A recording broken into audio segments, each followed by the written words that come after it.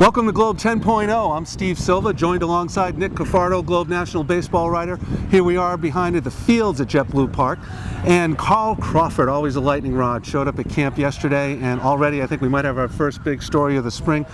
We revisited some comments that John Henry made in the fall to a radio station in Boston. Crawford was asked about those comments yesterday. He responded.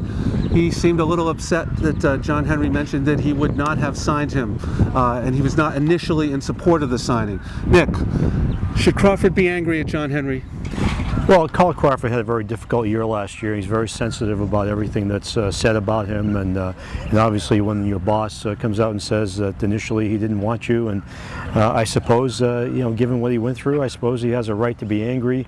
However, if he really kind of listened to what Henry really said, and I agree completely with what Henry said, they were way too left-handed at the time, and they needed a right-handed hitter.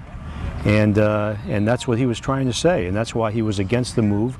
Theo Epstein was able to convince him that Carl Crawford was a super athlete and that he would really add a lot to the team. And in the end, John Henry backed it because he signed the check. He signed the $142 million check. So for Carl Crawford to say that it was unfortunate what he said, take your paycheck, perform to your paycheck, and everything will take care of itself.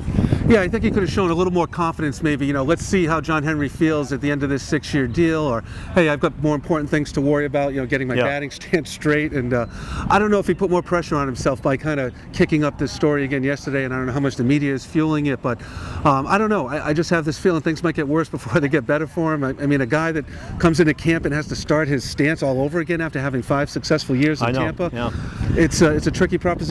Yeah, and probably John Henry probably should have not said what he said. Sure. He said it on a radio show where the radio hosts were accusing him of making a PR move. Yep. And he got very angry about that and reacted to it, probably reacted the wrong way to it. Probably should have kept that in-house, but it did get out there, and then he did explain himself, and it just seems that Crawford should have gotten the whole story before he made a comment. Well, as manager Bobby Valentine likes to say, actions speak louder than words. So let's see where the action takes us with Carl Crawford when he takes to the plate this year.